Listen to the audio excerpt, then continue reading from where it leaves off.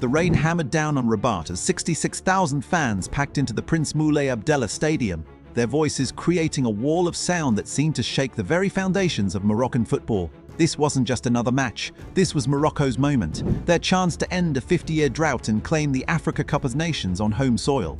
What unfolded over the next 2 hours would become one of the most extraordinary nights in African football history. From the opening whistle, Senegal arrived with a quiet confidence that spoke volumes about their championship pedigree, while Morocco fed off the energy of a stadium painted entirely red, with only a small pocket of yellow marking where 3,000 Senegalese supporters sat.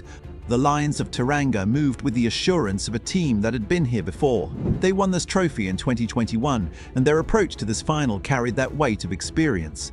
The opening exchanges revealed the tactical chess match both coaches had prepared. Morocco, playing their 7th match in Rabat during this tournament, attempted to control possession and build methodically from the back. Senegal countered with a defensive structure so compact it resembled a fortress, the same blueprint that had seen them concede just 2 goals throughout the entire competition. Morocco had conceded only 1, setting up a final that promised to be decided by the finest of margins. Then came the 4th minute, and the first sign that this match would not follow the script Morocco had written. Lamine Camara whipped a cross toward the back post where Pape Gueye waited. Yassine Bounou, Morocco's goalkeeper who had kept 5 clean sheets in the tournament, initially misjudged the flight completely. The ball sailed past him, Gueye's header directed downward toward goal. In that split second, as the Moroccan fans held their breath, Bounou performed what can only be described as athletic improvisation. He twisted his body mid-air, swiveling like a cat, and somehow caught the ball around the post. It was a save that defied physics, the first of many crucial interventions he would make. Senegal continued to probe. Nicolas Jackson, sharp and direct, found space in behind the Moroccan defense and bore down on goal. Again, Bounou stood firm, making himself big and blocking the effort. 2 golden chances in the opening half hour, 2 exceptional saves. The pattern was establishing itself. Senegal creating quality opportunities, Bounou standing between them and the opening goal. Morocco's best moment of the first half arrived 5 minutes before the break. Abdesamed Ez Al-Zouli, who had been Morocco's most dangerous outlet, delivered a teasing cross that flashed across the face of Edouard Mendy's goal. Nayef Aguiat, stretching every sinew, couldn't quite make contact. Inches separated Morocco from what might have been a crucial breakthrough. The teams went to halftime locked at 0, the tension building with every passing minute. The second half developed into a war of attrition. Morocco pressed higher, trying to leverage their home advantage and the deafening support cascading down from every corner of the stadium. Senegal absorbed the pressure with a kind of defensive discipline that championships are built on. Just before the hour mark, Bilal El Khanousis carved out space and delivered a dangerous cross. Ayoub El Kaabi, Morocco's target man, somehow prodded wide from close range. The groans from the crowd suggested they sensed an opportunity slipping away.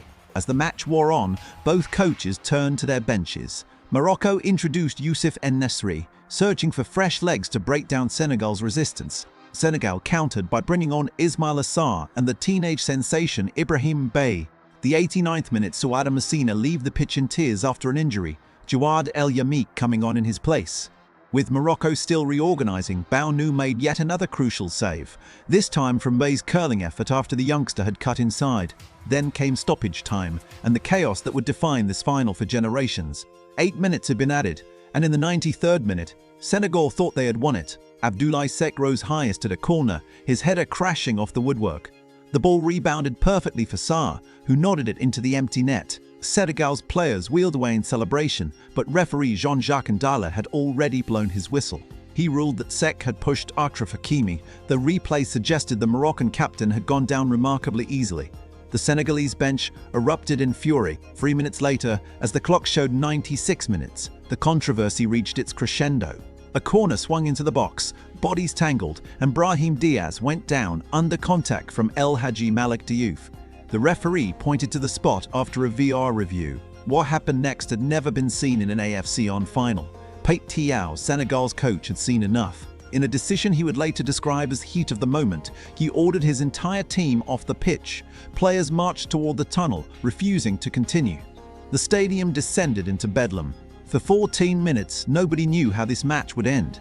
Moroccan fans celebrated prematurely, assuming victory by default. Fighting broke out in the stands as Senegalese supporters clashed with security. Violence even erupted in the press box among journalists. The clock kept running.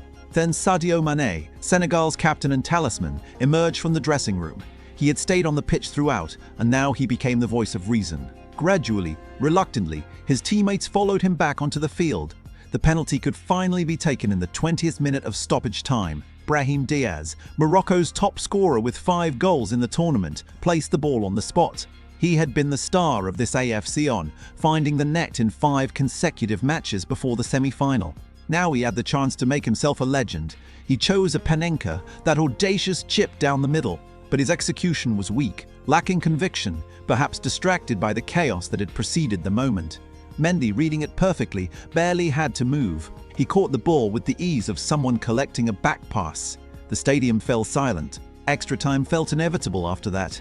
Morocco had missed their golden opportunity. Senegal had survived the storm. 4 minutes into the first period of extra time, the moment arrived that would crown champions and break hearts.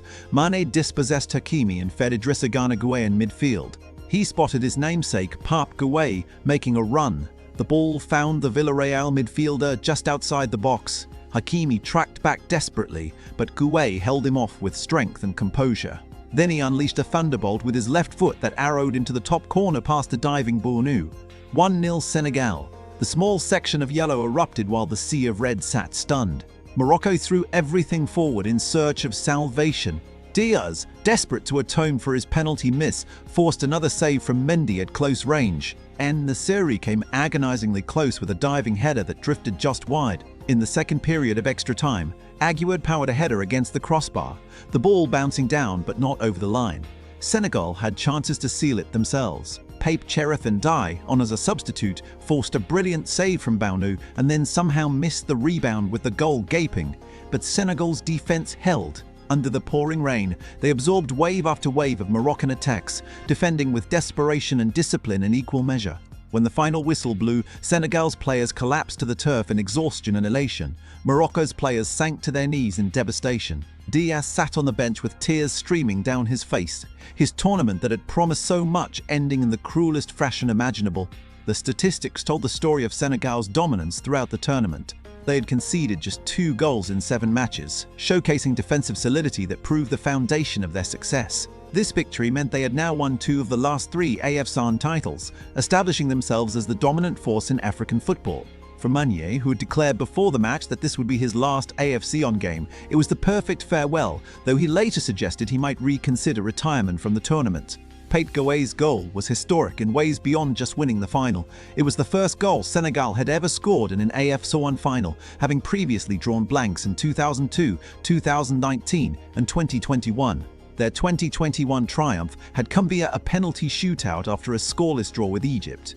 This time, they won in open play, their quality finally translating to a goal when it mattered most. For Morocco, the pain was immeasurable. They had waited 50 years for this moment, their only previous AFCON title coming in 1976, when the tournament used a different format without a traditional final.